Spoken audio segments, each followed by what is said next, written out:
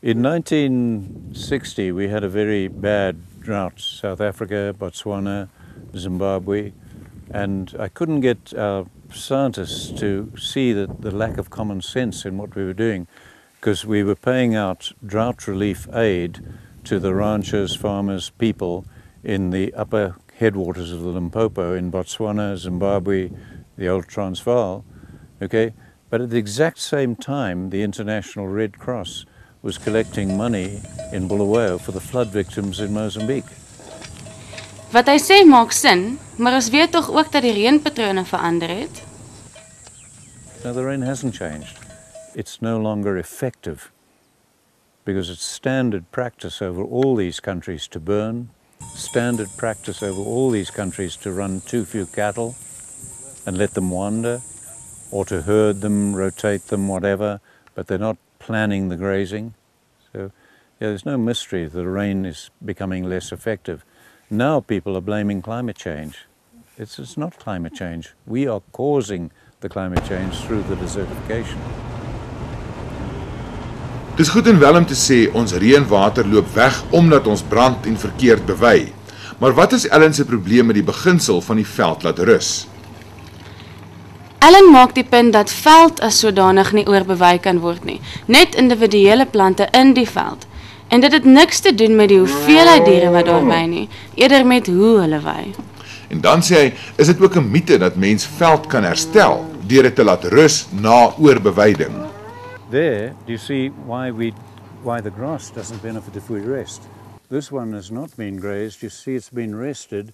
Now do you see the center is dying? Center of the plant is just beginning to die. And it was to stop that people burnt to keep grassland alive. Well, it keeps the mature plant alive, but it exposes the soil. And it's the soil we've got to manage. The only tool now that can reverse desertification and thus address that crucial component of climate change is livestock. There is no other tool. No technology can ever do it. Resting land is causing the problem in the seasonal rainfall environments of the world, like this is, okay? And fire can't do it. There is only livestock and wildlife that can reverse desertification.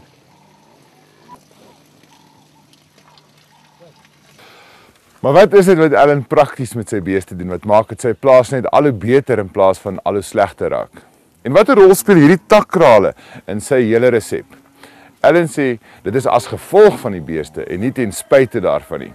En as jy dit reg doen, is dit die ekwivalent van 4 gratis plase wat jy bykry. Kom ons los dit vir volgende week. Net hierna gaan Quentin vir julle nog 'n paar van ons heel beste kykerbydraes wys.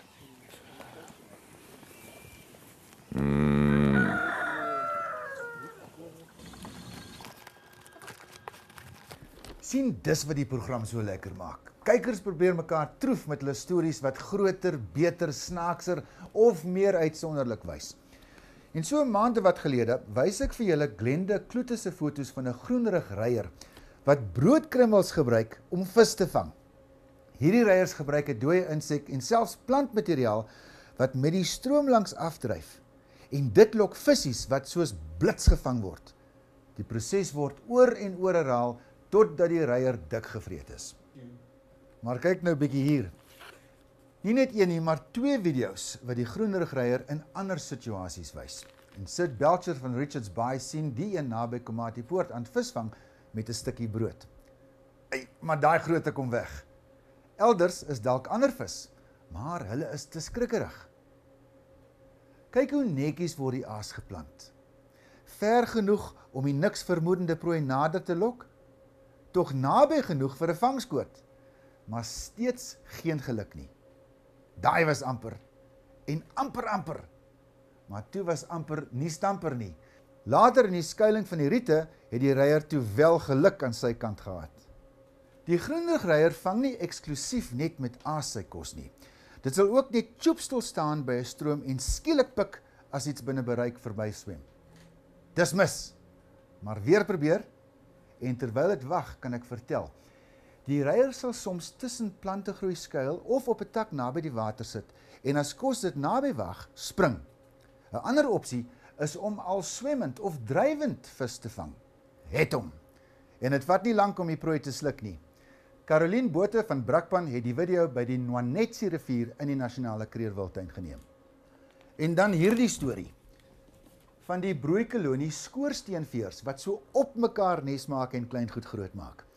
Die spitsbroeityd is September en Oktober, wanneer 2 tot 3 eiers in die stoknes gelê en deur beide ouers uitgebroei word, en daarna moet albei bond staan om kos nes toe aan te dra. Dis 'n lawaaierige spul by die neste met voëls wat kras, kerm en hyg.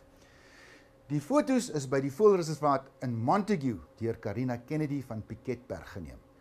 En toe maak André van der Merwe van Port Elizabeth so.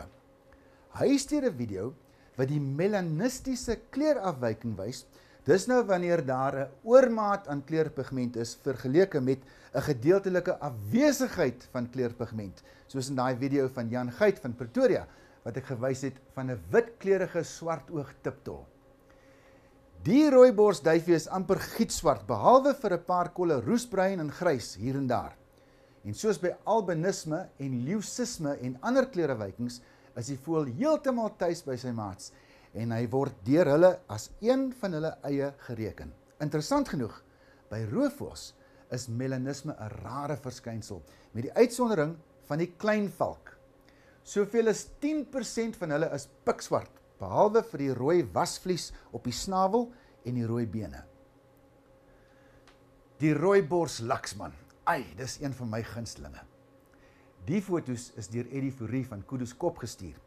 By hierdie voëlsoort is 'n ander kleurewyking bekend. Die rooi word vervang met 'n helder geel en dit is bekend as xanthochromisme. In dele van die Noord-Kaap het tot soveel as 'n kwart van die rooiborslaksmanne die kleurafwyking. Die geel, oranje en rooi kleure in hulle vere kom uit karotien. En wanneer daar 'n gebrek aan karotien in die voël se dieet is, dan wys die kleure dof. In xanthochromisme lê die blame nie by die dieet nie, maar die biologiese onvermoë om karotien te verwerk en te absorbeer. 'n Alleenloper wilde hond en 'n alleenloper hyene, en hulle staan dreigend nader. Maurits Steenkamp van Boskop sê dit was die wilde hond wat meer aggressie getoon het, en sy lyfstaal wys dit, kop omlaag, ore teruggetrek en die nekhare gerys. Die hyene is eweneens gereed vir 'n onderronsie. Maar dit was die hyene wat eerste moles gemaak het, vertel Maurits. Dit het die wilde hond bestorm, maar die hond was nie links nie en byt die hyene aan die oor en toe eers gee die hyene pad. Waar wilde honde is, daar kan jy hyenes te wag te wees, want hulle sal nie huiwer om die honde wat sulke knap jagters is, se kos af te vat nie. Die hyenes sal as strand so neffens die wilde honde rondloop en bietjies pad gee as die honde met hulle begin ongeduldig raak. 1 tot 1, ek weet my geld op die wilde hond, wat rats is eerder as op die hyene wat domme strand is. Maar miskien was daar 'n werpsel wilde hond kleintjies weggesteek in 'n gat daar naby. Want 'n wilde hond op sy of haar eie sal nie sommer 'n ander groot roofdier soos die hyene takel nie. Die kans op besering is net te groot.